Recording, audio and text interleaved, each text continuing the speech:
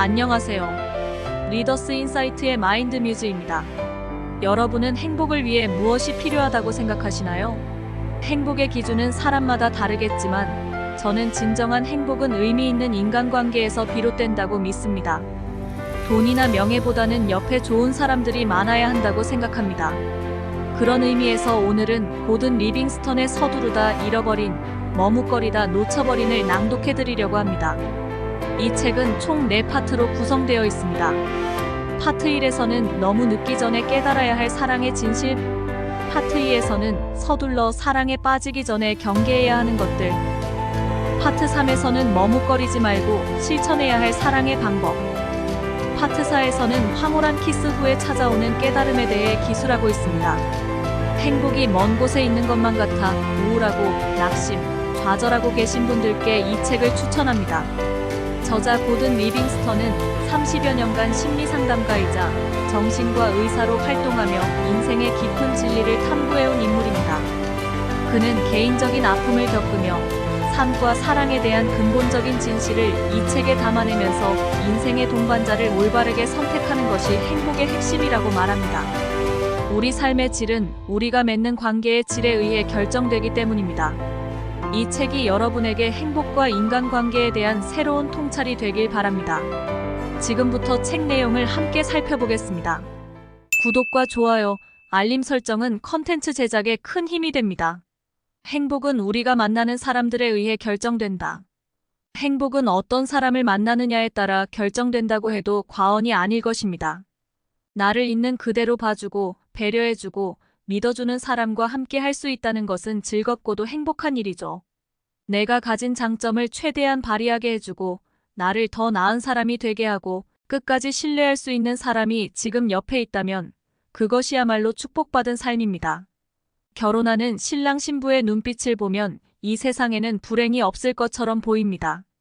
그들은 진심으로 서로에게 최선을 다하겠다고 맹세를 하지요. 그러나 그 약속은 오래가지 않습니다. 시간이 흐르면 처음 가졌던 설렘이 사라지고 따분해지기 시작합니다. 운이 좋으면 서로에게 권태를 느끼는 정도에서 그치지만 운이 나쁜 경우에는 되돌릴 수 없는 관계가 되기도 합니다. 가슴을 뛰게 했던 관계가 증오하는 관계로 변해버리는 것입니다. 남녀가 영원한 사랑을 맹세했지만 결국 사랑이 식는 이유는 무엇일까요? 흔히들 사람은 시간이 지나면 바뀌기 마련이라는 핑계를 댑니다. 누구도 이러한 사실을 부인할 수 없을 겁니다. 하지만 나이를 먹는다고 해서 기본적인 신념이나 성격까지 바뀌게 되는 건 아닙니다. 실상 많은 사람들이 결혼 생활에 실패하는 이유는 서로가 변했기 때문이 아니라 결혼 전에 미처 그 사람에 대해 제대로 알지 못했기 때문입니다. 반드시 우리가 경솔하고 충동적이기 때문에 이런 일이 일어나는 것은 아닌 것이죠. 우리는 상대의 성격을 꼼꼼히 따져보고 그런 성격이 서로의 관계에 어떤 영향을 미칠지 생각해보는 교육을 미처 받지 못했습니다. 문제는 여기에 있습니다. 만약 사람과 관계를 맺는 방식이 전자제품을 사용하는 것과 같다면 아무 문제가 없을 것입니다. 행복지수를 올리는 작동법이 사람 사이에도 있다면 인생살이가 한결 쉬워질 테니까요. 여기에다 가까이 해도 좋을 사람과 절대 가까이 해서는 안 되는 사람을 구별하는 방법이 메뉴에 나와 있다면 금상첨화일 것입니다. 하지만 우리의 삶에는 정답이 없습니다. 만약 물건을 파는 영업사원에게 속는다면 돈만 잃으면 그만입니다. 하지만 우정이나 사랑을 나누는 관계에서는 돈보다 더 소중한 것들이 있습니다. 상대에게 진심을 오롯이 바쳤는데 배신을 당했다면 감당하기 힘들 정도로 고통스러울 수 있습니다. 이는 돈을 잃는 것과는 차원이 다른 문제지요. 사람들에게는 저마다의 이상형이 있습니다. 이상형을 살펴보면 겉모습만 다를 뿐 자신과 똑같은 사람을 원하는 경우도 있습니다. 혹은 자신에게 없는 조건들을 갖춘 사람을 이상형으로 삼기도 합니다. 우리는 사람을 만나게 되면 관계를 지속해야 할지 말아야 할지 고민하면서 상대가 가진 여러 조건들을 따져보게 됩니다. 그리고 결국 사랑에 빠지게 되는 상대는 학력과 지위, 관심사, 가치관 등이 비슷한 사람입니다. 그래서 끼리끼리 결혼한다는 말이 생겨났는지도 모르지요. 그런데 같이 있으면 행복해질 만한 사람을 찾다 보면 내가 기꺼이 베풀 준비가 되어 있어야만 받을 수도 있다라는 진실과 마주하게 됩니다. 즉, 이상형을 찾는 것이 전부가 아니란 의미죠. 운이 좋아 자신의 이상형을 찾았다 해도 내가 상대에게 이상형이 되어주지 못한다면 좋은 관계로 발전할 수 없습니다. 상대도 나와 똑같은 욕망을 가졌기 때문입니다. 그러므로 상대에게 바라는 것이 있다면 스스로 먼저 갖추는 게 중요합니다. 물론 이상형을 찾는 과정에서 한두 번 정도는 가슴앓이를 하겠지요. 당연한 일입니다. 이 세상에 자로 잰 듯이 나와 완벽하게 맞는 사람은 없으니까요. 나와 비슷한 취향을 가진 사람을 찾았다 하더라도 원만한 관계를 유지하기 위해서는 상대에 대한 배려가 필요합니다. 관계가 나쁜 사람들 사이에서는 종종 협상과 타협이라는 말이 나옵니다. 그들은 완벽한 사람은 없다라고 하면서 완벽하지 않은 사람과 행복하게 살기 위해서는 협상과 타협이 필요하다고 주장합니다. 그러나 타협은 상대방을 희생시키고 내가 원하는 것을 얻겠다는 개념입니다. 사랑과 어울리지 않는 말이죠. 사랑이란 상대방의 욕구를 이해하고 배려하는 감정입니다. 그런데 사람들은 사랑을 하면서도 사랑에 대해 모르는 경우가 많습니다. 대부분 자기 욕구를 챙기기에만 급급합니다. 상대를 내가 주연인 인생 드라마의 조연 정도로 취급하면서 말이지요. 그러나 진정한 사랑은 타협이 아니고 배려입니다. 내가 상대에게 주는 것과 상대가 나에게 주는 것에 대한 구분이 없는 관계입니다. 때로 내가 더 많이 주더라도 준다는 그 자체로 가슴이 차오르는 게 바로 사랑입니다. 맛있는 것을 보면 같이 먹고 싶고 예쁜 것이 있으면 사주고 싶은 마음이 사랑입니다. 이처럼 사랑은 나보다는 상대를 먼저 생각하는 마음이지요. 모든 관계에서도 그렇겠지만 특히 사랑하는 이들은 상대의 입장을 먼저 배려해야 관계가 오래 유지될 수 있습니다. 상대에 대한 배려야말로 사랑에 대한 기본적인 예의라고 할 수 있습니다. 낭만적인 감정에 취하는 것이 사랑은 아니다.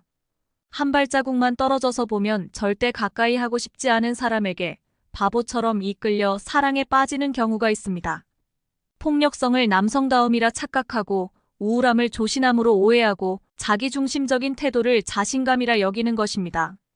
게다가 상대방이 가진 단점을 사랑의 힘으로 바꾸겠다는 생각까지 합니다. 그러나 사랑은 우리가 생각하는 것만큼 힘이 세지 않습니다. 사랑은 모든 것을 가능하게 만드는 마법이 아닙니다. 게다가 치명적인 단점은 쉽게 수정되지 않으며 자칫 잘못하면 상대의 단점에 전염되어 점점 닮아갈 수도 있습니다. 상대를 파악하는 과정에서 자기에게 반드시 던져봐야 할 질문이 있습니다. 그 사람과 같이 있을 때 나 자신이 어떻게 느껴지는가? 만일 자신이 하찮게 느껴지거나 우울한 기분이 든다면 그 사람과 관계를 지속하는 것을 심각하게 고려해봐야 합니다. 반대로 누군가와 같이 있을 때 내가 충분히 괜찮은 사람이며 더 좋은 사람이 되고 싶다는 생각이 든다면 그는 당신의 파트너가 될 자격이 충분히 있습니다. 거울에 비친 모습을 보고 거울을 탓하지 말라. 인간은 누구나 자신의 이익에 맞춰 행동하기 마련입니다. 아무리 타인을 사랑한다고 해도 자기 자신을 사랑하는 만큼은 아닐 겁니다. 이것은 인간의 기본 성향입니다.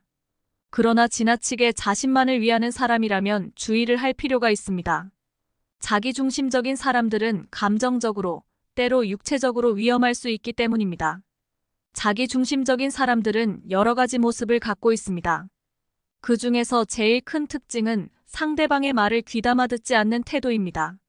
물론 혼자만 계속해서 말을 하는 것은 아닙니다. 상대에게도 말할 기회를 줍니다. 하지만 내가 말하는 동안에도 그는 자기가 할 말을 미리 궁리하는 데만 온 신경을 집중합니다. 이런 사람들은 토론을 할 때 자기 입장만 고수할 뿐 새로운 사실을 들어도 생각을 바꾸려 하지 않습니다. 마치 정치가들의 토론을 보는 것과 같지요. 이들은 극도로 독단적이고 아집이 강하며 세상을 단순화하는 경향이 있습니다. 불확실한 것을 두려워하기 때문입니다. 또 이익을 얻기 위해 자신의 의견을 진실이라 우깁니다. 물론 자기중심적인 사람이 아니더라도 말로는 이타주의를 운운하면서 실제로 자기 이익에 급급한 사람들도 있습니다. 자기중심적인 이들은 이 정도의 수준을 넘어섭니다. 자기의 편리와 이익에 방해를 받으면 특권의식을 내세울 뿐만 아니라 사회 규범과 관습마저도 무시합니다. 비장애인이면서 장애인의 주차 공간을 이용하고 커닝을 하고 새치기를 하고 이익을 얻기 위해 거짓말을 하며 모든 상황을 자신에게 유리한 조건으로 만들지요. 이들은 타인에 대한 의무감을 못 느낍니다. 게다가 단기적으로는 이들이 원하고자 하는 바가 성취되기 때문에 자기중심적인 행동은 더욱 강화됩니다. 하지만 장기적으로 볼 때 이들은 소통과 배려가 밑받침되는 성실한 관계를 맺지 못합니다. 자기중심적인 사람들에게는 중요한 인성이 결여되어 있습니다. 공감이나 양심이 없는 것이지요. 이 두 가지는 상대방의 욕구를 존중해준다는 측면에서 반드시 필요한 것입니다. 공감이나 양심의 결여는 여러 측면에서 드러납니다. 그 중에서 가장 황당한 것은 상대방을 생각하는 태도입니다. 상대방이 존재하는 이유는 바로 자신을 존경해주기 위해서라고 생각하는 것이지요. 별다른 거부감 없이 이런 역할을 떠맡고 싶다면 자기중심적인 사람과 관계를 맺어도 좋습니다. 존재를 인정받지 못하는 것에 개의치 않고 자기중심적인 사람에게 격려와 찬사를 줄기차게 보내줄 수 있다면 말입니다. 홀로 설 수 없다면 둘이서도 함께 설 수 없다. 불확실성의 시대에는 누구나 불안감을 안고 살아갑니다. 불안감을 없애기 위해서는 현실의 문제들에서 과감히 벗어나야 하는데 우리들 삶이 그런 결단을 내리기가 쉽지 않습니다. 사실 불안감을 느끼는 것 자체는 그리 큰 문제가 되지 않습니다. 그런데 불안감을 느끼는 정도가 지나쳐 매사에 안절부절 못하는 사람들이 있습니다. 그다지 위험한 상황이 아닌데도 과도하게 불안해하는 사람이라면 유심히 관찰해 볼 필요가 있습니다. 작은 문제가 아닐 수 있기 때문입니다. 이런 사람들과 같이 있으면 불편해집니다. 그들이 나에게 특별히 피해를 줘서 그런 것은 아닙니다. 이런 사람들은 옆에 있는 사람의 기운을 끊임없이 빼놓는 경향이 있습니다. 불안과 걱정이 많은 사람들은 누구한테 굴욕을 당하거나 곤란한 상황에 놓이지는 않을까 매일 걱정합니다. 또 직장에서 제대로 대우를 받지 못하면 앞으로 부당한 평가를 받을지도 모른다며 확대 해석을 하곤 합니다. 상대방의 거절에 대해서도 예민하고 사람들이 혹시 자신을 나쁘게 생각하고 친구가 되기를 꺼려할까봐 괴로워하기도 합니다. 그리고 이러한 불안감은 점점 더 확장되어 결국에는 세상 사람 모두가 자신에 대해 비판적이라고까지 생각하게 됩니다. 그 결과 수줍음은 더 심해지고 타인과 관계 맺기를 힘들어합니다. 상대가 나를 호의적으로 받아들인다는 확신이 들 때만 자신이 만들어 놓은 단단한 껍질에서 나오는 거지요. 이런 사람들이 그토록 불안해하는 이유는 더 깊은 곳을 들여다보면 알 수 있습니다. 이들은 스스로를 고립시켜 지내면서도 한편으로는 요구가 많습니다. 이들이 가진 문제의 핵심은 자존심이 무너졌다는 것과 자신이 적절하게 행동하고 있는지 판단하지 못한다는 것입니다. 자주 불안해하는 사람들은 타인과 관계를 맺을 때 상대방이 자신을 불신하거나 거부하지는 않을까 하는 두려움에 미리 휩싸이곤 합니다. 따라서 방어적이 되고 자신이 어떤 감정을 느끼는지에 대해서는 제대로 이야기하지 않습니다. 이런 성격이 어린 때부터 시작됐다면 따돌림을 당한 경험이 있을 수 있습니다. 당시의 경험 때문에 자기는 여러모로 부족한 것이 많고 다른 사람들이 자신에 대해 악의적인 태도를 가지고 있다고 확신하게 됩니다. 불안한 마음을 가진 사람들은 수줍음이 많고 비관적입니다. 너그러운 사람이라면 그들을 따뜻하게 대해주고 싶어 합니다. 하지만 자신감을 갖게 해주겠다는 희망을 안고 돕기 시작했다면 오래지 않아 반드시 난관에 부딪히게 됩니다. 자기가 부족하다는 생각, 타인을 불신하는 태도는 이성적인 설득만으로는 쉽게 고쳐지지 않기 때문입니다. 애초에 이런 감정은 이성적인 관점에서 비롯된 것이 아니니까요. 불안은 의존적인 성향이라고 말할 수 있습니다. 이런 사람들이 원하는 것은 보살핌입니다. 이들 중에는 유난히 학대받는 아내가 많습니다. 그들은 상상할 수 없는 고통을 오랜 시간 참아냅니다. 왜 남편을 떠나지 않는가에 대한 질문에 답을 하지 못합니다. 인간은 누구나 다른 사람에게 기대고 싶은 마음을 가지고 있습니다. 지나치게 의존적인 성향의 사람들뿐 아니라 일반 사람들도 정도의 차이는 있지만 그런 경향이 있지요. 다만 일반 사람들은 스스로를 제어할 능력이 있기 때문에 자주적으로 일을 처리하고 홀로 섭니다. 반면 불안이 높은 사람들은 모든 의사결정에서 어려움을 겪습니다. 사소한 결정조차 버거워합니다. 무조건 순응하며 사람들과의 관계에서 자신을 절대로 내세우지 않습니다. 자신감이 부족해서 모든 결정을 스스로 하지 못하고 남에게 맡깁니다. 좋은 관계를 유지하면서도 한편으로는 늘 버림받을까 두려운 마음을 갖고 있지요. 이들은 대체로 자존감이 낮습니다. 자존감이 미미해서 삶의 통제권을 상대에게 넘겨버립니다. 독립적이고 건강한 상호작용에 익숙한 사람들은 이런 의존적인 사람에게 매력을 느끼지 않을 것입니다. 하지만 타인을 통제하려는 욕망이 큰 사람들은 의존적인 사람들을 오히려 찾아다니기도 합니다. 자신의 세계에 갇혀 있으면 타인의 세계에 들어설 수 없다. 우리가 주의해야 할 사람들 중 꽉 막힌 사람이 있습니다. 그들은 일반적으로 남을 조롱하거나 이용하지 않습니다. 자기중심적이거나 불친절한 것도 아니며 나쁜 의도를 가지고 있지도 않습니다. 그러나 같이 지내기가 힘듭니다. 그들은 어떤 일은 잘하기도 하지만 통찰력을 가지고 있지는 않습니다. 또한 남의 말에 귀 기울이지 않는 경향이 있습니다. 보통 사람들은 성공과 실패, 동의와 거부를 경험하면서 세상이 돌아가는 이치를 파악하게 됩니다. 그러나 꽉 막힌 사람들은 경험으로부터 배우려고 하지 않습니다. 윤리, 정치, 종교에 있어서 편협한 시각을 가지고 있으며 자신의 의견만 옳다고 주장합니다. 최악의 경우 자신과 다른 신념을 가진 사람들에게 폭력을 가하기도 합니다. 이런 사람들이 위험한 것은 현실의 문제를 제대로 판단하지 못한다는 것입니다. 꽉 막혔다는 기준은 상황에 따라 달라지기도 해서 언제나 문제를 일으키는 것은 아닙니다. 이런 사람들의 단점은 이해력, 판단력, 상식의 부족 때문에 생긴 것이라서 공부를 하고 경험이 쌓이면 개선될 수도 있습니다. 뇌는 한정된 아이디어만을 처리할 뿐입니다. 만일 의식 속의 마법, 귀신, 과학적으로 설명할 수 없는 현상, 외계인 납치, 전생에 대한 믿음 같은 것들만 넘친다면 진정으로 삶에 영향을 미치는 것들에 대해 생각할 여유가 없어집니다. 진실은 유동적이고 파악하기 힘들며 해석하기에 따라 달라지는 것이라고 보는 사람들도 있습니다. 어떠한 진실이냐에 따라 그럴 수도 있습니다. 하지만 그렇지 않은 것들이 있습니다. 자연과 자연 법칙은 유동적이지도 않고 해석의 대상도 아닙니다. 만일 이것을 의심한다면 꽉 막혔을 뿐 아니라 어리석다고 할 수밖에 없습니다.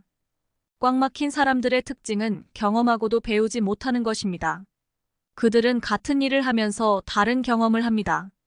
그러나 우리는 타인, 특히 우리와 같이 살아가는 사람들에게 인정을 받고 싶은 욕구가 있습니다.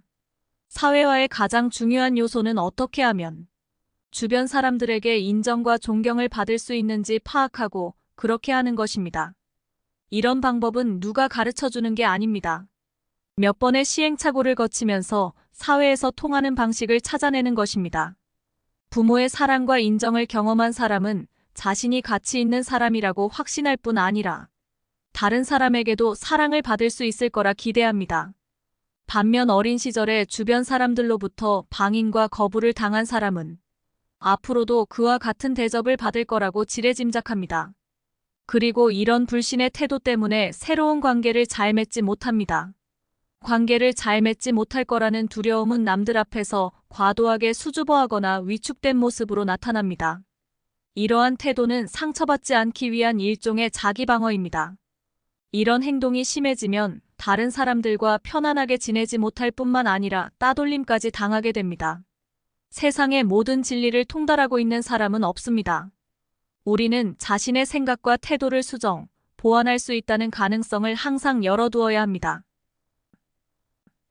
진정한 친절은 주고받는 것을 계산하지 않는다. 친절은 여러 가지 미덕의 출발점이자 행복의 원천이 되는 덕목입니다. 상대의 보답을 강요하고 있지 않지만 보답을 받을 가능성이 크기도 하지요.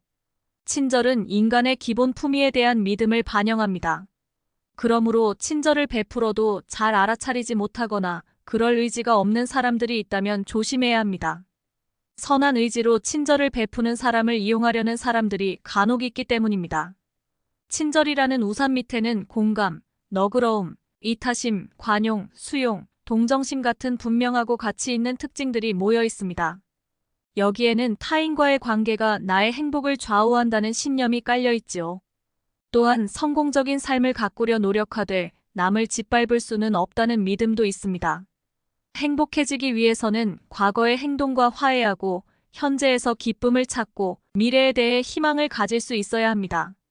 그럴 수 있으려면 친절해지는 법을 배워야 합니다. 순식간에 지나가 버리는 인생에서 우리는 소중한 이들에게 좋은 인상을 남기고 싶습니다. 살아있는 동안 남들에게 도움이 된다면 우리는 큰 만족감을 얻을 수 있을 것입니다. 다른 사람을 있는 그대로 받아들이고 그의 말을 믿고 배려하는 사람은 정말 좋은 사람입니다. 간혹 스스로 친절하다고 의식하는 사람들 중에는 자신이 친절을 베풀 때마다 상대방도 똑같은 친절을 베풀어 주기를 기대하는 이들이 있습니다. 그리고 친절이 되돌아오지 않을 경우 베풀었던 마음을 거둬들이기도 합니다. 하지만 진정한 친절은 주고받는 것의 경계가 뚜렷하지 않습니다. 친절은 사랑을 낳습니다. 그런데 왜 친절이란 미덕은 더 널리 퍼지지 않는 것일까요? 그것은 우리가 친절의 가치를 제대로 평가하지 않기 때문입니다. 우리는 물질적인 성공이 중요하다고 배우고 성공을 위해서는 남과 경쟁해야 한다는 것을 어려서부터 배워왔습니다. 여기에는 학교나 직장에서 벌어지는 경쟁에서 반드시 이겨야 한다는 암시가 깔려 있습니다. 그러니 모두들 경쟁에서 지면 안 된다는 두려움에 짓눌려 있는 것입니다. 이와 같은 경쟁 구조 속에서는 타인에게 친절하기가 쉽지 않습니다. 그러나 친절하기가 정말 힘든 것일까요? 만일 내 옆에 친절한 사람이 있다고 상상해 봅시다. 그 사람은 다른 사람의 말을 귀담아 들을 줄 알고 경쟁을 좋아하지 않습니다. 그런 사람을 보면 신뢰가 커질 것입니다. 그리고 이전에는 감춰뒀던 두려움과 약점을 편안하게 드러내 보일 수 있게 되겠지요. 지금보다 더 나은 사람이 되고 싶은 욕심이 차차 생기면서 자신의 모습에 만족을 하는 경험도 하게 됩니다. 마침내 괜찮은 사람이 되는 것입니다. 낙관적으로 생각하면 낙관적으로 살게 된다. 세상에서 우리에게 희망을 주는 것은 무엇일까요? 기회는 순식간에 사라지고 세월은 쉼없이 흘러갑니다. 결국 남는 것은 패배감뿐일지도 모릅니다. 세상을 바라보면 앞으로 어떻게 될지 걱정이 되는 부분이 분명히 있습니다. 미래는 자기 충족적 예언에 따라 달라질 수 있습니다. 받을 자격이 있는 것을 얻는 것이 아닌 기대하는 것을 얻는 셈입니다. 인간관계도 마찬가지입니다. 마음을 열고 진실하게 다가가면 상대방 역시 진실하게 반응합니다. 반대로 의심을 품고 다가서면 상대방도 똑같이 그렇게 대합니다. 어떻게 보면 희망을 갖는 것은 이기적인 태도입니다. 혹시 실망하게 될지라도 지금은 최대한 희망을 걸어보겠다는 자기중심적인 태도인 것입니다. 하지만 이것은 낙천주의와 통합니다. 낙천적으로 세상을 바라보는 것은 어리석기 때문이 아니라 지혜롭기 때문입니다. 다른 태도들과 마찬가지로 희망도 경험의 소산이라고 할 수 있습니다. 심리학에 학습된 무기력이라는 이론이 있습니다. 실패했던 과거의 경험이 깊이 각인되면 앞으로의 일들에 대해 결과가 나쁠 것이라고 비관적인 생각에 휩싸이게 됩니다. 지레 겁을 먹고 포기하는 경우도 많습니다. 어려운 일을 당했을 때 그 일을 받아들이는 태도를 보면 그가 얼마나 낙관적인 사람인지 알 수 있습니다. 피치 못하게 나쁜 일을 당해도 상황을 호전시킬 수 있다는 자신감을 잃지 않을 수 있다면 우리의 삶은 훨씬 좋은 쪽으로 흘러갈 수 있을 것입니다. 낙관적인 태도는 일종의 습관 같은 것입니다. 좋은 습관은 인생을 바꿀 수 있습니다. 곁에 있는 사람이 낙관론자인지 비관론자인지 알아내는데 오랜 시간이 걸리지 않습니다. 상대가 나에게 어떤 기분을 일으키는지만 따져보면 됩니다. 같이 있을 때 심란해지면 그 사람의 기질이 그런 것입니다. 반대로 기분 좋아지고 세상은 나에게 호의적인 것 같으며 모든 일이 잘 될 것 같다면 그 사람은 낙관론자로 봐도 좋습니다. 낙관론자들은 좋은 결과를 더 많이 기억하려 노력합니다. 반면 비관론자들은 실패만 기억하며 낙심하는 경우가 많습니다. 긍정심리학을 주장하는 사람들은 낙관주의도 학습에 의해 습득할 수 있다고 말합니다. 즉, 낙관론자의 사고방식대로 생각함으로써 낙관론자가 된다는 것입니다. 낙관론자들은 그들이 원하는 것, 그리고 그것을 성취할 방법에 대해 생각을 하면서 시간을 보냅니다. 목적지와 그곳에 도달할 방법에 대해 생각하는 것이지요. 당신은 어떤 사람과 평생을 같이 하고 싶으신가요? 용기란 두려움이 없는 게 아니라 두려움을 견디는 것이다. 용기를 내는 방식은 다양합니다. 용기 중 가장 어려운 것은 신체상의 위험을 감수하려는 의지입니다. 살아있는 모든 것은 자기 보존 욕구에 따라 행동하는 특징을 가집니다. 이것은 이기적인 성향이라기보다는 생존과 재생산을 위해 필요한 본능입니다.